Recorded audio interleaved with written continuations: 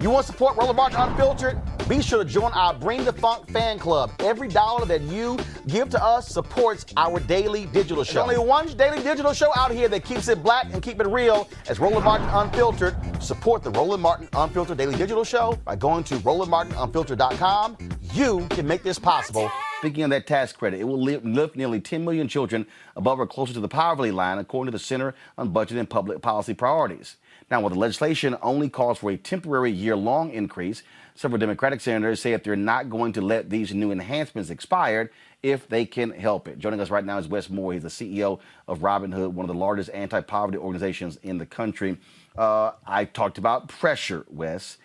This is one of those issues that, again, well, people have to realize we've always done it. We've always seen the activism of African Americans, but what has to happen is not calling for a million-man march on a Saturday when Congress is not there. No, what has to happen is when those members of the Congress are there Tuesday through Thursday, that's when we show up.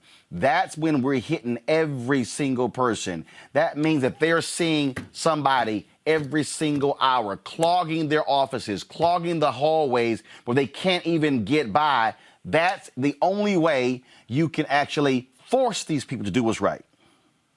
And I think helping people to understand what's at stake, you know, that when we're talking about child poverty, you know, people might think, well, child poverty, that's, you know, I've seen a documentary about child poverty, or there's an infomercial that comes on about child poverty. Let's be clear about who we're talking about is in child poverty and how pervasive child poverty is, and the fact that there is a cost to it.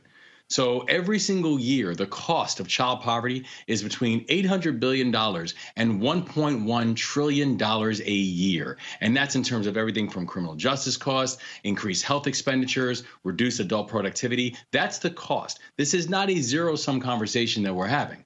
And so when it comes to putting pressure on people, it means how do we help people to understand that they have a vested stake and a vested interest in getting it done? And then also understanding that the pressure cannot be temporary, that the pressure must be deliberate, that the pressure must be something that's going to be consistent until they actually make the moves that need to be made in order to relieve this pain and this hurt and this suffering that people continue to have to feel within this country. And so when we talk about, again, the issue of poverty, you're dealing right now with the push for $15 a living wage, and you're hearing people say, oh, my God, we can't afford that, but they had no problem with the various tax cuts. Oh, my God, we can't afford that, but let's go ahead and spend billions upon billions more when it comes to defense. No, America can afford what the hell it wants to afford when it deems it a priority.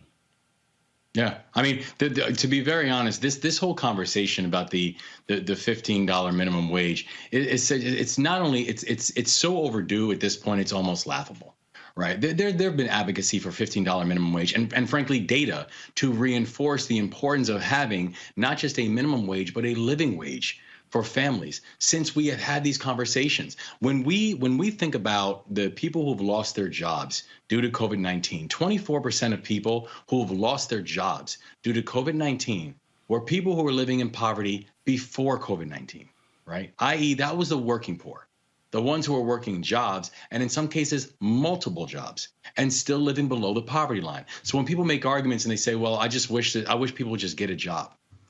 The reality is that we still have jobs in this country that are not paying anywhere near a working nor a living wage. So it's not that simple. And the data continues to reinforce how completely backwards this system of incentivizing work actually has become. So, okay, so map it out for us. What should people watching and listening be doing on this issue?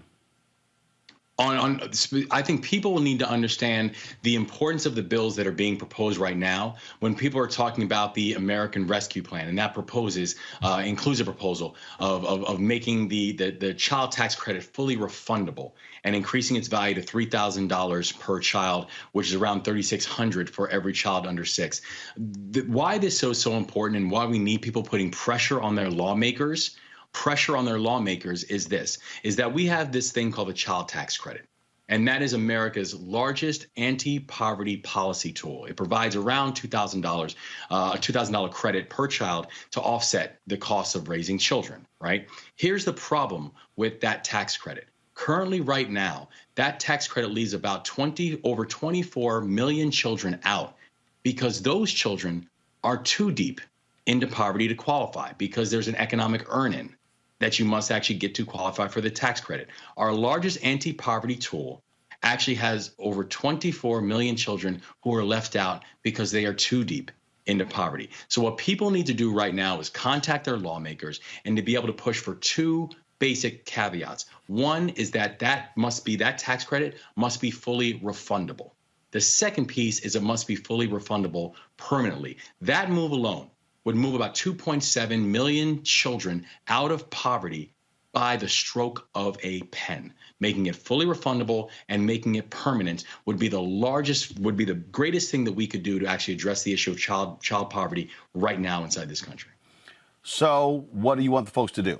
Call, email, exactly what? Because at the end of the day, we got to mobilize and organize people to do something and not just talk about exactly what should happen. I want folks to remember that this is not any form of partisan issue. I want you to call your lawmakers, call your senators, particularly if you are in states like Florida, states like Tennessee, every single state that you live in. I need you to call your lawmakers and let them know that making the child tax credit both fully refundable and permanent is a priority. And then get all your friends and all your acquaintances, all your family members to do the exact same thing. We are on the goal line of having the greatest child poverty policy issue getting into the end zone. But we need people to push their lawmakers to do better and to do better permanently and not let them off the hook. All right. Wes Moore, I appreciate it. Alpha's always leading. Thanks a bunch. Good to see you, brother. Absolutely. Go back to my panel on this one here. What Wes laid out there, we talk about poverty in this country. Reverend Dr. William Barber and the Poor People's Campaign, they've been pushing this issue. I go back to this here. Reese, America affords what it wants to afford when it wants to afford it. Right. The good news is that it's already in the American Rescue Plan that VP Kamala Harris has broken the tie for. There is consensus among the 50 Democratic senators that need to vote for it in order for her to break the tie again, to pass the bill. And so what was just discussed was really about making it more permanent. We know that in this country, particularly with the political environment that we have, these sorts of tax breaks, tax credits are usually kind of piecemeal. The Bush tax cuts were not permanent when they did it. Even the Trump tax scam, if you notice, if you pay attention to the details, the taxes are actually going up each year for the middle class and working class because many of those tax credits or deductions were not permanent at our income level. And so this is a typical strategy, I think, to not have it be permanent. But President Biden has indicated that he's open to making the tax credit permanent. So that is the good news. The good news also is that it actually reminds me a little bit of then Senator Kamala Harris's Lift Act, which was you could access her tax credit, the tax credit that she proposed, you can access it monthly. And that's another aspect of this child tax credit in the American Rescue Plan. That refundable part of it can be accessed monthly instead of having to wait till the end of the year when you file your taxes and then you get a check back. So that's going to help a lot of people along the lines. When you pair that with unemployment benefits, when you pair that with the stimulus check, whatever value people are going to qualify for, this can be a very transformative policy. The numbers are there. It's going to lift 10 million children out of poverty. And so the important part is to continue to keep the focus on keeping these provisions in the bill. I don't think that there's any real danger of it falling out at this point, and then driving it forward, like your guest just said, and making it permanent. That's again, addressing the issue of poverty is going to be just, look, it's not sexy, Kelly. It's not something that people really want to deal with. You always hear the phrase, poor folks don't have lobbyists in Capitol Hill, but the organizing that Reverend Barber and the Poor People's Campaign are doing, they're doing exactly right. You're putting a face on it, and you're forcing people to have to actually see people and confront this issue. Absolutely. The fact that we are still considered a minority in this country, yet we make up the majority of those who are living in poverty, is an abomination in and of itself. But moreover, just because we are at the majority in that in that number does not mean that other races do not are not affected by this. The second largest group in these statistics are Hispanics and Latinos. So it affects everybody. It affects everyone. And just because we are giving people or trying to give people a higher minimum wage, that of $15, data shows that wouldn't even be enough, because that doesn't even match the level of inflation that we have right now in order for people to be out of poverty, even with $15 an hour. So there definitely needs to be even more measures on top of the stroke of the pen, such as Wes Moore was talking about, in order to truly rectify this issue. It is unfortunate that we don't think beyond ourselves as a country anymore, specifically when it comes to the Republican Party and the powers that be that had literally the power to change this for decades, Democrats included. But it is something to be said when the mantra for the GOP has always been pull yourself up by your bootstraps. Well, what if you don't have any boots? What if you don't have any straps for the boots?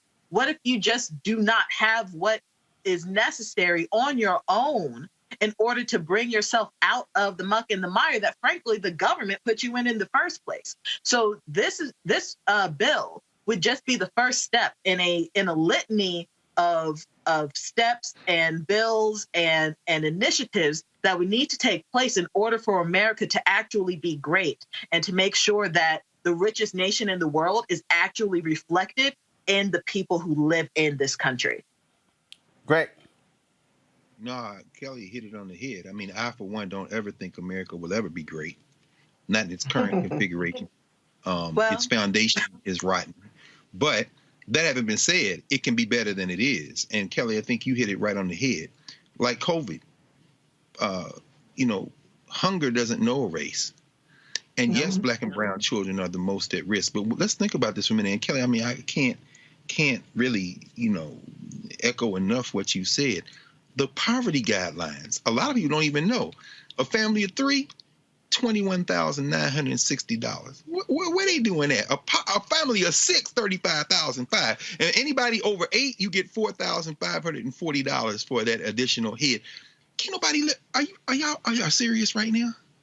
In other words, even, and I agree with you, Reese. This will probably pass. I mean, now, as you say, Kelly, it's going to be made permanent. Do we need to push? And I agree with Brother Moore.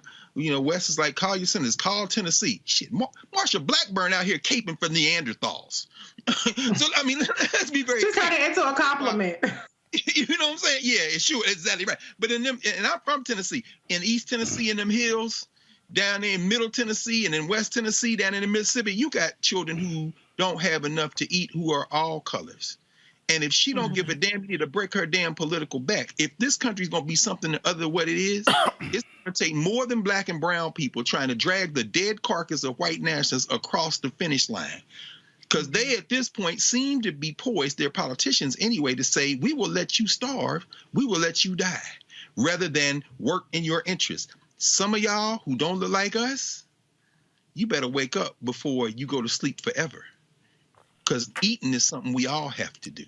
And if you put a child in harm's way, then damn it, forget great. The only question is, if there's a hell below, how many of y'all going to go? All right, folks, back to that Roland Martin Unfiltered video in just one moment. It's time to be smart. When we control our institutions, we win.